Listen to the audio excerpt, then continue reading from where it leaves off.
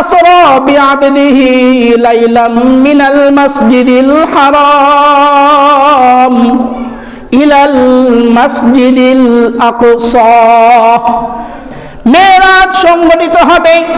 এই জন্য আল্লাহর রাসূলের নিকট যখন জিবরিল আলাইহিস সালাম আসলেন, জিবরাইল আলাইহিস সালাম যখন আসলেন, তখন আল্লাহর রাসূল উম্মে হানির ঘরে অবস্থান করছিলেন। উম্মে হানির ঘরে শোয়া অবস্থায় গভীর রাত্রিতে জিবরাইল আলাইহিস সালাম ছাদ ছিদ্র করে, অর্থাৎ আসমান থেকে সোজা আল্লাহর রাসূলের ঘরে নামলেন। নামার পরে আল্লাহর রাসূলকে ডেকে বললেন, ইয়া রাসূলুল্লাহ, ইয়া হাবিবাল্লাহ, আপনার শুয়ে থাকার আর সময় নাই। আপনার আল্লাহ, আপনার মাহবুব আল্লাহ রাব্বুল আলামিন দেখা করবেন। ইয়া রাসূলুল্লাহ, আপনি উঠুন, আপনার সাথে আল্লাহ তাআলার দিদার হবে। এবার আল্লাহর রাসূল বললেন, হে জিবরিল, তুমি তো দরজা নক করে দরজা দিয়ে আসতে পারতে, তা না করে তুমি কেন আমার ঘরের ছাদের উপর দিয়ে আসলে? কারণ কি একটু বলো। জিবরাইল আলাইহিস সালাম ডাক দিয়ে বললেন, ইয়া হাবিব, আল্লাহ তাআলা বলেছেন আজকে এমন একটা ঘটনা ঘটতে যাচ্ছে, এই ঘটনা মানুষের নিকট একটা আশ্চর্য ঘটনা, যার কারণে মানুষ তো সচরাচর দরজা দিয়ে ঘরে প্রবেশ করে, আর আমার প্রবেশের সিস্টেমটা দেখেই যেন মানুষ মনে করে যে আজকের ঘটনা কোনো সহজ ঘটনা নয়। যখন আল্লাহর রাসূলকে এই কথা বললেন, আল্লাহর রাসূল ওযু করার পরে মেরাজে যাওয়ার জন্য রেডি হয়ে গেছেন। জিবরিল আলাইহিস সালাম ঘরের বাহিরে একটা বাহন বেঁধে রেখেছেন, আর এই বাহন হাদিসের ভাষায় বলা হচ্ছে এটা হলো বুরাক। এটা কি? বুরাক। বুরাক এমন একটা বাহন, এই বুরাকের ব্যাপারে মুসলিম শরীফের 308 নম্বর হাদিসে আল্লাহর রাসূল বলেন, আন আনাস রাদিয়াল্লাহু তাআলা আনহু قال قال رسول الله صلى الله عليه وسلم أوتيت بالبراق وهو دابة أبيض طويل فوق الحمار ودون البغل يضع حافره عند منتهي طرفه। আনাস রাদিয়াল্লাহু তাআলা আনহু বলছেন, আল্লাহর রাসূল বলেছেন আমার কাছে একটা বুরাক আনা হলো, আর এই বুরাকটা হলো গাধার চাইতে একটু বড় আর খচ্চরের চাইতে একটু ছোট আর সাদা রঙের। তো এই প্রাণীটা আমাকে দেখার পর ছটফট করতে শুরু করলেন, যেন এই বুরাক আমাকে তার পিঠে উঠাবে না, এমন ছটফট করতে শুরু করলো। তখন জিবরিল ডাক দিয়ে বলছেন, হে বুরাক, তুমি ছটফট করো না, এমন একজন মানুষ তোমার পিঠে আজকে উঠবে। এ হলো আল্লাহ তাআলার হাবিব, দুনিয়ার ভিতরে সবচাইতে শ্রেষ্ঠ বান্দা, আল্লাহর দুনিয়ার সবচাইতে প্রিয় বান্দা, আর এর নাম হলো মুহাম্মাদুর রাসূলুল্লাহ সাল্লাল্লাহু আলাইহি ওয়াসাল্লাম। এবার বুরাকের জবান খুলে গেছে।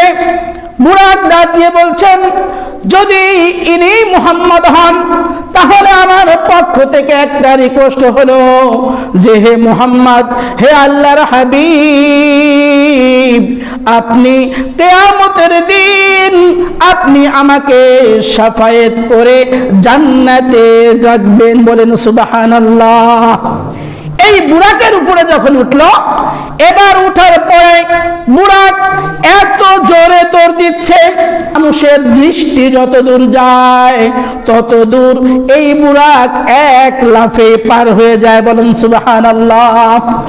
ওয়াদুনাল বাগলি ইয়াদউ হাফিরাহু ইনদা মুনতাহি তরফিহি।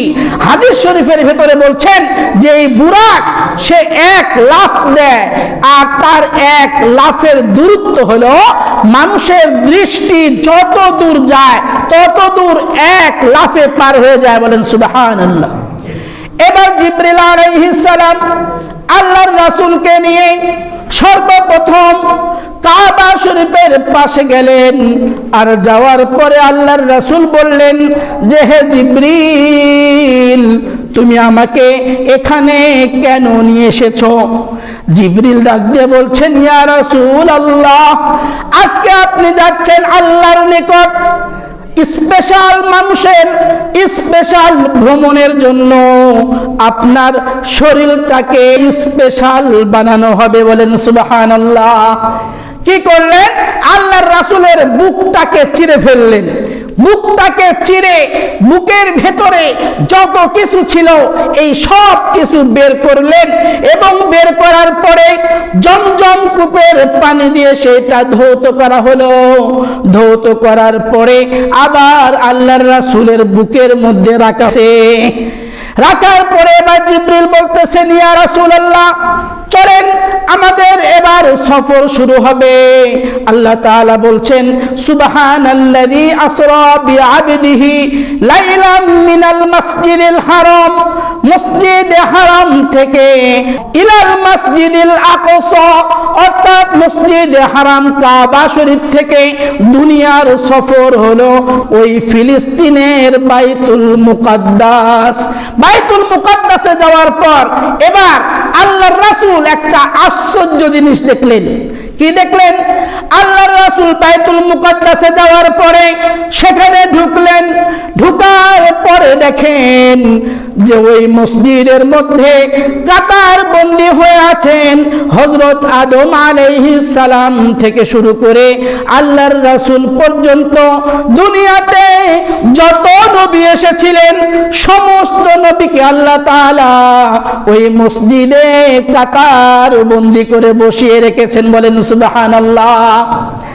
এবার সবাই অপেক্ষা করছে আল্লাহর রাসূল যাওয়ার পর। এবার সবাই বলছে যে আমরা 2 রাকাত নামাজ পড়ব, আর এই জন্য অপেক্ষা করতেছি। 2 রাকাত নামাজ পড়ার জন্য সকল নবীগণ অপেক্ষা করছেন। আজকে ইমামতি করবে শুধু একজন ব্যক্তি, আর তিনি হলেন মুহাম্মাদুর রাসূলুল্লাহ সাল্লাল্লাহু আলাইহি ওয়াসাল্লাম। আল্লাহর রাসূলের ইমামতির জন্য আমরা অপেক্ষা করছি, কারণ আজকের এই দিনে স্পেশাল মানুষ হচ্ছেন আল্লাহর হাবিব এবং নবীদের শ্রেষ্ঠ নবী মুহাম্মাদুর রাসূলুল্লাহ। আল্লাহর রাসূল ইমামতি করলেন।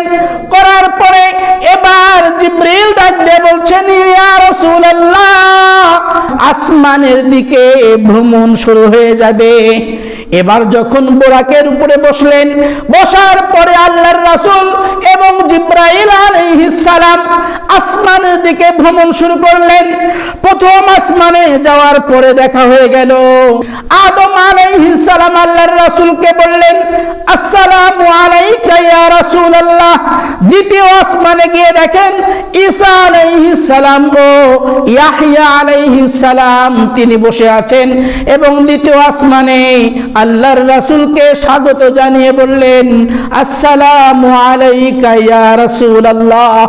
এবার আসমানে ইউসুফ নবী বসে আছেন এবং চতুর্থ আসমানে ইদ্রিস আলাইহিস সালাম স্বাগত জানালেন। পঞ্চম আসমানে হারুন আলাইহিস সালাম স্বাগত জানালেন। ষষ্ঠ আসমানে মূসা আলাইহিস সালাম স্বাগত জানালেন।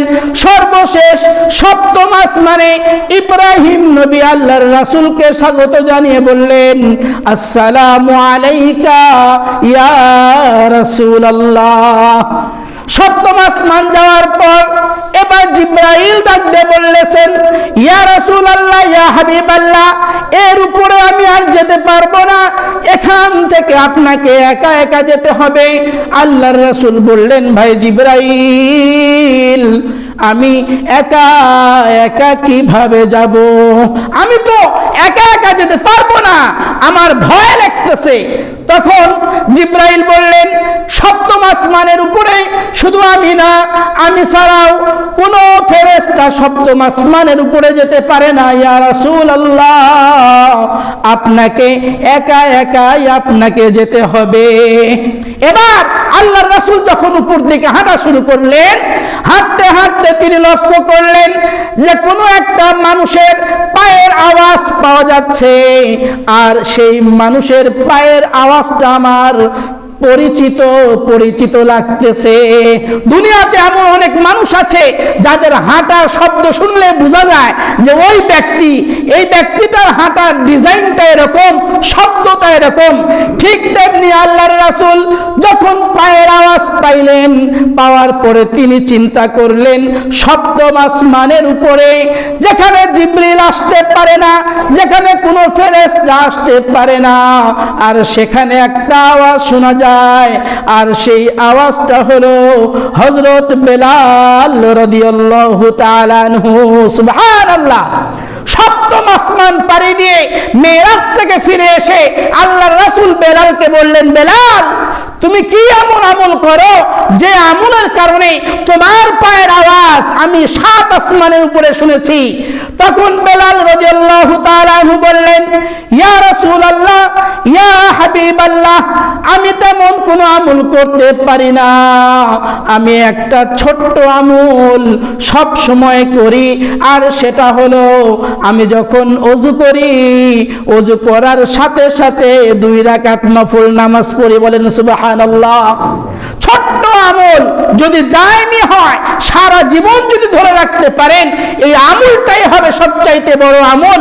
ঠিক তেমনি বেলাল রাদিয়াল্লাহু তাআলা আনহুর আমল ছিল ছোট, ওযু করতেন আর ওযু করার পরে 2 রাকাত নফল নামাজ পড়তেন, যার কারণে বেলালের মর্যাদা আল্লাহর কাছে এত বেশি হয়ে গেল, 7 আসমানের উপরে যেখানে কোনো ফেরেশতা যেতে পারলো না, সেখানে আল্লাহর রাসূল বেলালের পায়ের আওয়াজ শুনে সাহস পেলেন এবং আল্লাহর সাথে দিদার করলেন। বলেন সুবহানাল্লাহ।